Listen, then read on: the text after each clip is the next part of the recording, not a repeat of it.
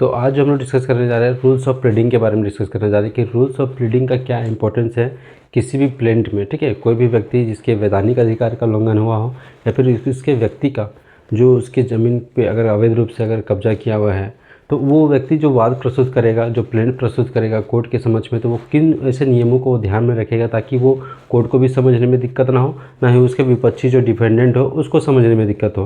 ठीक है, तो हम लोग सबसे पहले जानेंगे रूल्स ऑफ प्लीडिंग को। जानने से पहले थोड़ा सा जानेंगे कि प्लीडिंग क्या होता है। तो प्लीडिंग के अंदर जो हम लोग होता है, इनमें दो चीज़ों का समावेश होता है। ठीक है, यानी कि दो चीज़ों का होना आपका प्लीडिंग कहलाता है। ठीक है, एक होता है आपका प्लेंट और दूसरा क्या होता है हमारा रिटेन स्टेटमेंट। ठीक है, रिटेन स्टेटमेंट। ठीक है, यानी कि प्लेंट जो होता है ये क्या कहलाता है, ये वाद पत्र कहलाता है, और रिटेन स्टेटमेंट क्या कहलाता है, ये लिखित कथन कहलाता है। ठीक है, ये लिखित कथन कहलाता है। प्लेंट जो देता है, जो किसी व्यक्ति द्वारा जो प्लेंट जो दिया जाता है वो किसके द्वारा दिया जाता है, वो प्लेंटिफ के द्वारा दिया जाता है। ठीक है, प्लेंटिफ के द्वारा, और इसके किसके द्वारा दिया जाता है, ये डिफेंडेंट के द्वारा दिया जाता है। ठीक है, यानी कि सिविल प्रक्रिया संहिता के अकॉर्डिंग जो है हम लोग जो वर्ड जो यूज करते हैं प्लेंटिफ और डिफेंडेंट, ठीक है, यानी कि दीवानी मामलों में। तो इसमें एक एग्जांपल देखते हैं। अगर कोई ज़मीन का एक टुकड़ा है, ठीक है,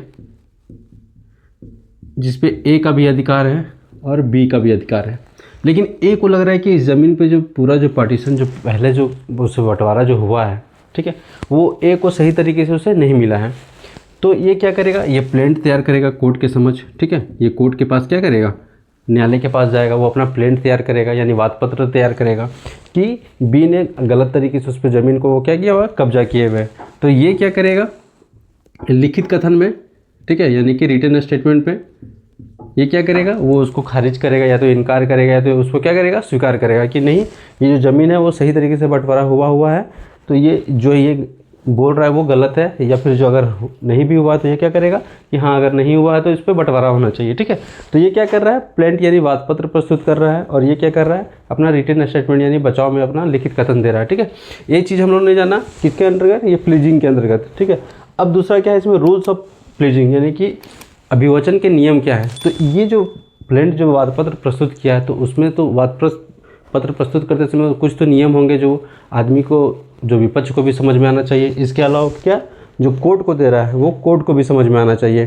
ठीक है, तो पहला इसमें नियम क्या है, फैक्ट्स नॉट लॉ, यानी कि साक्ष्य ना कि विधि। दूसरा क्या हमारा, फैक्ट्स मटेरियल फैक्ट्स ओनली, केवल सारवान तथ्य। तीसरा क्या है हमारा, फैक्ट्स नॉट एविडेंस, यानी तथ्य ना कि साक्ष्य। चौथा क्या है हमारा, a brief but clear and definite statement, यानी कि एक संक्षिप्त लेकिन स्पष्ट और निश्चित कथन। तो पढ़ रहे थे रूल्स ऑफ प्लीडिंग के बारे में। तो रूल्स ऑफ प्लीडिंग के बारे में जो हम लोग पहला रूल जो था, तो पहला रूल हम लोग को कहता है फैक्ट्स नॉट लॉ, यानी तथ्य न कि विधि। किसी भी मुद्दे को लेके कोई भी व्यक्ति जो प्लेंटिफ होता है, जब अपना वाद पत्र प्रस्तुत करता है कोर्ट के समक्ष, यानी जो प्लेंट को प्रस्तुत करता है, तो उसमें सिर्फ उन्हीं तथ्यों को दिया जाना चाहिए जो तथ्यों से संबंधित उसका कॉज ऑफ एक्शन है, जिस कारण से वो कोर्ट पे आया हुआ है। जैसे कि ए लैंड को लेके, जमीन को लेके विवाद है किसके साथ, तो बी के साथ। तो ए क्या करेगा, इस लैंड को लेके जो है विवाद जो किया है, जो विवाद है बी के साथ, ये क्या करेगा, इससे जो प्लेंट जो तैयार करेगा इसी से संबंधित तैयार करेगा। ठीक है, अब ये सब संबंधित वाद पत्र जो प्रस्तुत करेगा कहाँ पे, कोर्ट के समक्ष, तो सिर्फ इसी से संबंधित वहां पे कोर्ट को क्या करेगा, उसको प्रस्तुत करेगा। ठीक है, और इसी के अकॉर्डिंग बी भी उस पर लिखित कथन देगा, रिटन स्टेटमेंट देगा। तो यहाँ पे क्या कहता है, फैक्ट्स नॉट लॉ, यानी कि जो आपको मुद्दा है, जो है आपका कॉज ऑफ एक्शन है, उसी तथ्य को आप वाद पत्र पे दीजिएगा, किसी विधि को नहीं। ठीक है, अब इस पे किस तरह से आगे की कार्रवाई होगी वो कौन तय करेगा, वो कोर्ट तय करेगा। तो हमारा ये फैक्ट्स नॉट लॉ यही कहता है कि every pleading must states facts not law, यानी प्रत्येक अभिवचन में तथ्यों का उल्लेख किया जाना चाहिए, विधि का नहीं। ठीक है, क्योंकि विधि को किस तरह से लागू किया जाएगा वो किसका काम है, कोर्ट का काम है। जैसे इस केस लॉ में हम लोग देखते हैं सोमनाथ सिंह वर्सेस अंबिका प्रसाद में, इसमें क्या हुआ था कि वादी जो है सारे तथ्यों का उल्लेख किया ही, साथ में सिर्फ क्या किया, उन विधियों को भी लागू कर दिया गया। सिर्फ उसमें क्या बच गया, तो लीगल कंक्लूजन, यानी कि सिर्फ निष्कर्ष निकालना रह गया कि उस पर क्या हो सकता है। तो ये तो काम तो इसका था नहीं, आपका सिर्फ काम क्या है कि आप जो है वाद पत्र को वहाँ पे कोर्ट पे प्रस्तुत किए, ठीक है, प्लेंट को प्रस्तुत किए कि आपका किस रीजन से आप कोर्ट आए हुए हैं, क्या आपका कॉज ऑफ एक्शन था, किस तरह का रिलीफ आपको, किस तरह का अनुतोष आपको कोर्ट से चाहिए, ठीक है। तो फैक्ट्स नॉट लॉ में हम लोगों ने क्या जाना कि आप तो तथ्यों को सिर्फ उल्लेख कीजिएगा, विधि का नहीं। रूल्स ऑफ प्लीडिंग का हमारा दूसरा जो नियम था, दूसरा जो रूल था, वो कहता है मटेरियल फैक्ट्स ओनली, ठीक है, यानी कि केवल सारवान तथ्य। अब वो सारवान तथ्य कौन से हैं, तो इसका एक्सप्लेनेशन देखते हैं। क्या कहता है, every pleading must state all the material facts and material facts only, ठीक है, यानी कि प्रत्येक अभिवचन में सभी सारवान या तात्विक तथ्यों और केवल सारवान्य तथ्यों का ही उल्लेख किया जाना चाहिए, किसी और चीज़ों का नहीं, ठीक है। अब यहाँ पे सारवान तथ्यों का क्या मतलब है, ठीक है। अब जैसे ए व्यक्ति है, कहीं कोर्ट पे अगर जाता है, तो कोर्ट पे अगर जाता है तो जो प्लेंट जो तैयार करेगा,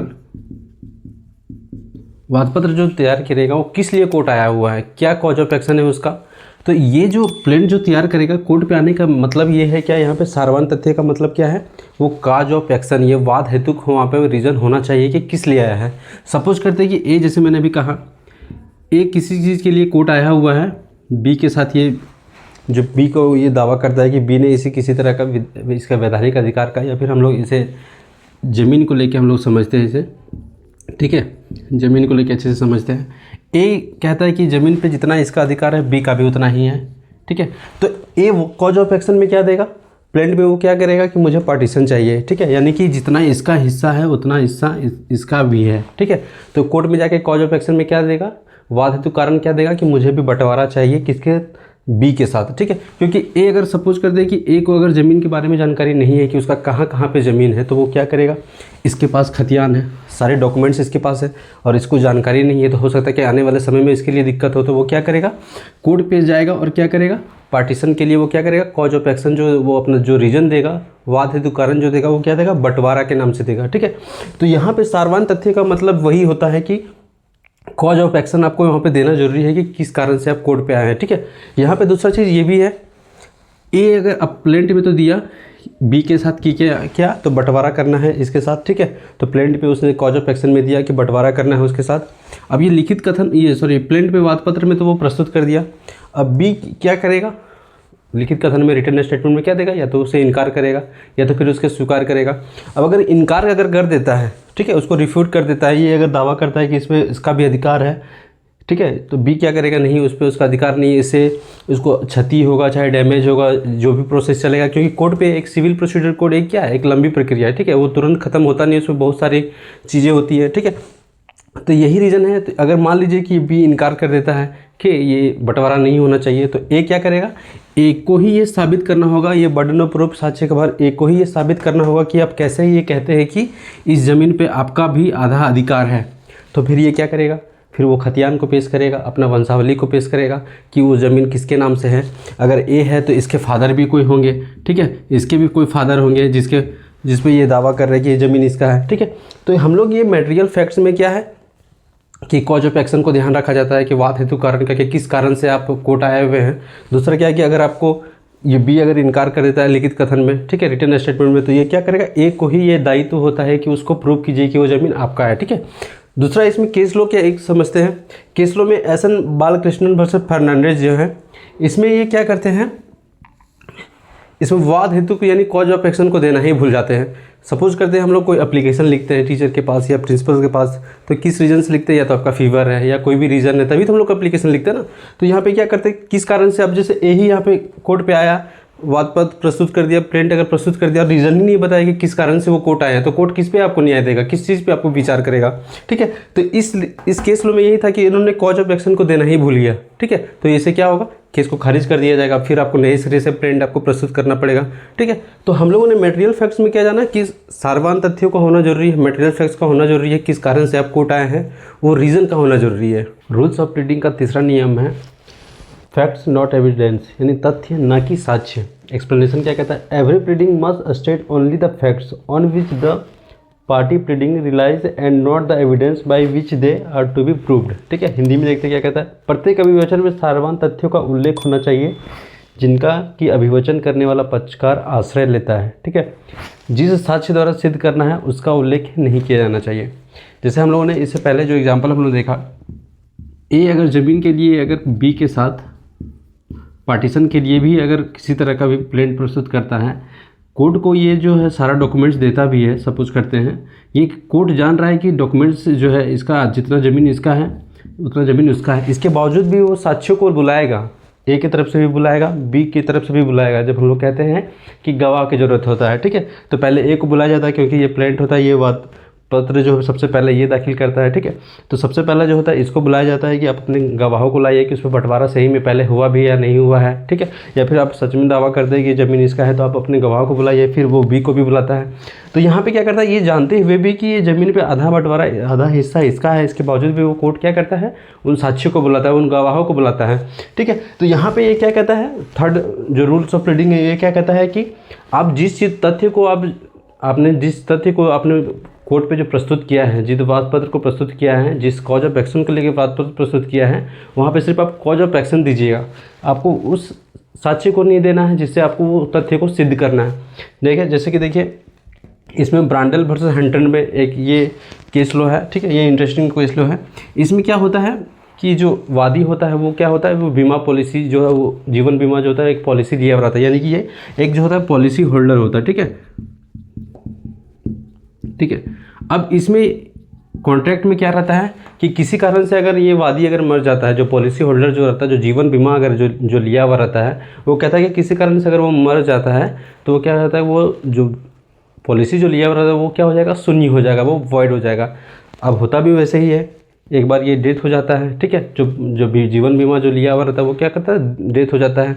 अब क्या करता है, जो प्रतिवादी जो होता है जिसने बीमा दिया हुआ था, ठीक है, तो वो क्या करता है, जब पॉलिसी होल्डर द्वारा जब कोर्ट में जब वाद को प्रस्तुत किया गया, जब इसने प्लेंट जब प्रस्तुत किया कोर्ट के पास, ठीक है, कि इसकी मृत्यु हो गई है, तो जिसने पॉलिसी दिया था उसने भी बचाव पक्ष भी जो रिटन स्टेटमेंट भी उसी तरह से दिया, ठीक है। और उन्होंने क्या किया कि जो पॉलिसी होल्डर था वो कुछ दिन से उदासी में रह रहा था, ठीक है। उदासी जिस दिन वो उसकी मृत्यु हुई उसके एक दिन पहले वो क्या किया था, एक पिस्तौल भी खरीदा था। जब वो मरा, जब उसने आत्महत्या की तो उसने उसी पिस्तौल से मरा हुआ पाया गया, ठीक है। इसके अलावा उसके हाथ में एक एप्लीकेशन भी था, एप्लीकेशन या फिर वो एक लेटर भी था, ठीक है, जिसमें वो लिखा हुआ था कि वो अपनी पत्नी को बता रहा था कि वो आत्महत्या करना चाहता है, ठीक है। तो इसमें सारा विवादक तथ्य क्या था कि उसने आत्महत्या की या नहीं की, उसकी मृत्यु हुई तो कैसे हुई, ठीक है। लेकिन इन्होंने क्या किया, सारे साक्ष्यों को भी दे दिया, सारे एविडेंस को भी दे दिया कि वो उसकी मृत्यु हुई, उसने खुद से सुसाइड भी किया, उसके हाथ में वो सारे कुछ ये पेपर भी थे जो वो अपनी पत्नी को लिख रहा था कि वो आत्महत्या करना चाह रहा था। तो यहाँ पे केस में इसमें क्या कोर्ट निर्णय देता है कि उसको केस को खारिज कर देता है। क्यों?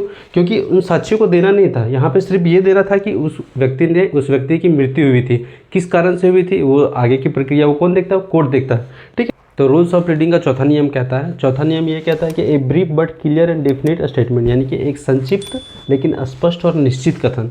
एक्सप्लेनेशन क्या कहता है, every pleading must state the facts concisely but with the precision and certainty, यानी कि निश्चितता के बारे में बात करता है।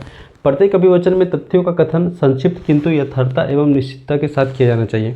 सपोज करते हैं कि ए व्यक्ति जो है प्लेंट तैयार कर रहा है, ठीक है, इतना हम लोगों ने केस ले देखा, कोई वाद पत्र प्रस्तुत कर रहा है। अब किसी चीज़ को लेके अगर जो उसका वैधानिक अधिकार का उल्लंघन हुआ या फिर वो किसी चल संपत्ति अचल संपत्ति को लेके उसका अगर हनन हुआ है तो वो कोर्ट में जब प्लेंट प्रस्तुत करता है, वाद पत्र प्रस्तुत करता है, ठीक है, तो कॉज ऑफ एक्शन तो उसको सही तरीके से देना ही है। और इसमें क्या देना चाहिए, स्पष्ट होना चाहिए, निश्चित होना चाहिए और सरल भाषा में होना चाहिए, ताकि ये जो प्लेंट है ये किसी कोर्ट को भी समझ में आ जाए। दूसरा क्या है, ये जो इसके जो आपका प्लेंट का जो आपको जो बचाव करेगा, जो लिखित का स्थान पे इस पर इनकार करेगा या स्वीकार करेगा, तो जब तक वो उस भाषा को समझ ही नहीं पाएगा, जो आपका कौन है, ये बी है, जो ये डिफेंडेंट है, ठीक है, यानी कि प्रतिवादी जो है, ठीक है। तो इसको तो लिखित कथन में देना है इस प्लेंट को, वाद पत्र को, कि इसमें ये क्या लिखा हुआ है, इस पर क्या हमको इस पर विचार देना है, उस पर क्या अपना राय देना है कि इसने जो जितने भी कथन दिए हुए हैं उस पर वो एग्री करता है या नहीं करता है। तो इसके लिए क्या करेगा, अब मान लीजिए इसे कुछ समझ ही नहीं आ रहा है कि इसने जितने भी वाद पत्र प्रस्तुत किया, जो भी सारे कॉज ऑफ एक्शन दिया, अब इसे समझ ही नहीं आ रहा है कि वो उससे रिलेट करता है या नहीं करता, तो वो क्या करेगा, हर चीज़ में वो इनकार ही करेगा, ठीक है। तो ये प्लीडिंग ऑफ रूल का जो चौथा नियम ये कहता है कि कोई भी प्लेंटिफ जो प्लेंट जो तैयार करते हैं, कोर्ट के समक्ष रखते हैं, तो वो निश्चित होना चाहिए, स्पष्ट होना चाहिए, सरल होना चाहिए, सिंपल लैंग्वेज में होना चाहिए। ठीक है, तो आई होप कि ये जो चारों नियम है, जो रूल्स ऑफ प्लीडिंग के चारों नियम है, हम लोगों ने केस लॉ के साथ देखा, सारे एग्जाम्पल्स के साथ देखे। तो आई होप कि अभी इस टॉपिक को, रूल्स ऑफ प्लीडिंग को अच्छे से आप समझ गए होंगे। Thank you.